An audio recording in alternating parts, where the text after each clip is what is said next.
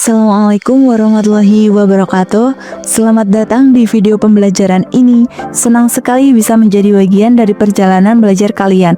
Saya Lutfia Yulfa Astari. Dalam video ini kita akan menjelajahi materi yang penting dan menarik.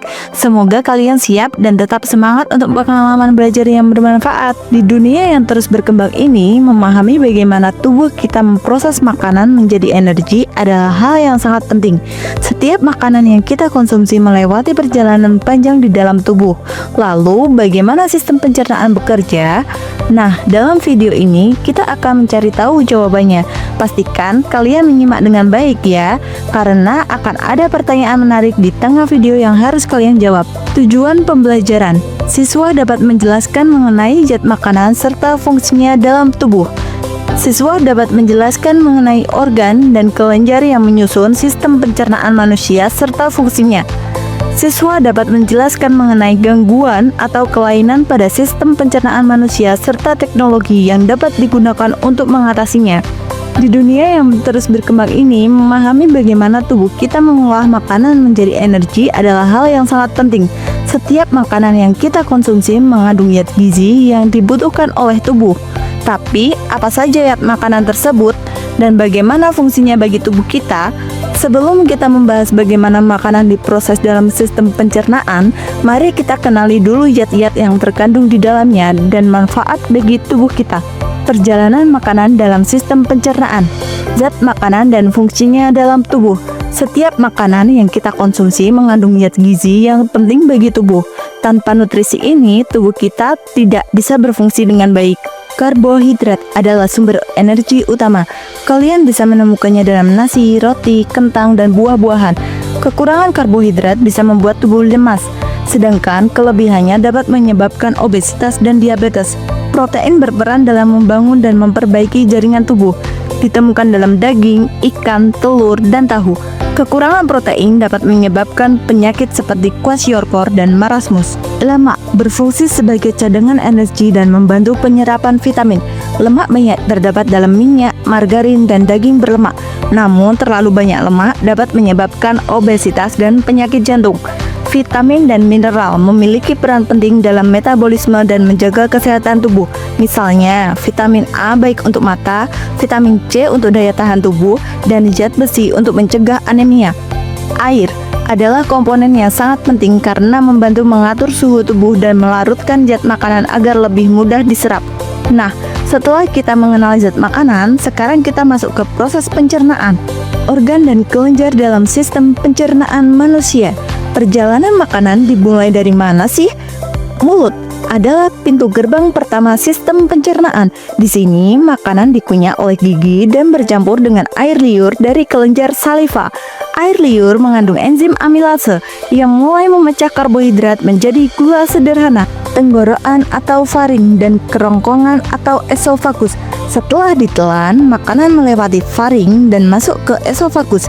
Ia menggunakan gerakan peristaltik untuk mendorong makanan ke lambung. Setibanya di lambung, makanan bercampur dengan asam lambung dan enzim pepsin yang diproduksi oleh kelenjar lambung. Asam klorida atau HCl berperan dalam menciptakan lingkungan asam yang mengaktifkan pepsinogen menjadi pepsin untuk memecah protein menjadi peptida. Lambung juga menghasilkan lendir yang melindungi dinding lambung dari asam. Usus halus. Dari lambung, makanan masuk ke usus halus, tempat utama pencernaan dan penyerapan nutrisi. Empedu diproduksi oleh hati dan disimpan di kantong empedu. Saat makanan berlemak masuk ke usus halus, empedu membantu mengemulsikan lemak agar lebih mudah dicerna. Pankreas menghasilkan enzim amilase, lipase, dan protease yang membantu pencernaan karbohidrat, lemak, dan protein. Pankreas juga menghasilkan bikarbonat yang berfungsi menetralkan asam lambung agar tidak merusak usus halus. Usus besar. Di usus besar, air dan elektrolit diserap kembali ke dalam tubuh. Sisa makanan yang tidak bisa dicerna diubah menjadi feses dan dikeluarkan melalui anus. Jadi, kelenjar saliva, lambung, pankreas, dan hati bekerja sama untuk memastikan tubuh kita mendapatkan nutrisi yang dibutuhkan. Gangguan atau kelainan pada sistem pencernaan. Sistem pencernaan bekerja keras setiap hari untuk mengolah makanan yang kita konsumsi. Namun, terkadang sistem ini bisa mengalami gangguan akibat berbagai faktor. seperti pola makan yang tidak sehat, infeksi bakteri, atau kelainan organ. Gangguan sistem pencernaan adalah kondisi yang menyebabkan terganggunya proses pencernaan makanan di dalam tubuh. Gangguan ini bisa berupa peradangan, infeksi, atau masalah dalam penyerapan nutrisi. Jika tidak ditangani dengan baik, gangguan ini dapat berdampak pada kesehatan secara keseluruhan. Beberapa gangguan yang sering terjadi antara lain appendicitis, radang pada usus buntu akibat infeksi bakteri, biasanya disebabkan oleh penyumbatan. Jika tidak ditangani, bisa menyebabkan rasa nyeri hebat di perut kanan bawah. Karies gigi, kerusakan gigi akibat bakteri yang mengubah karbohidrat menjadi asam laktat. Asam ini dapat merusak enamel gigi dan menyebabkan gigi berlubang. Diare, infeksi atau iritasi pada usus yang menyebabkan feses menjadi encer dan sering buang air besar. Jika berlanjut, diare bisa menyebabkan dehidrasi. Gastritis, peradangan pada dinding lambung akibat produksi asam yang berlebihan atau infeksi bakteri Helicobacter pylori. GERD, kondisi di mana asam lambung naik ke kerongkongan menyebabkan sensasi terbakar di dada dan rasa asam di mulut.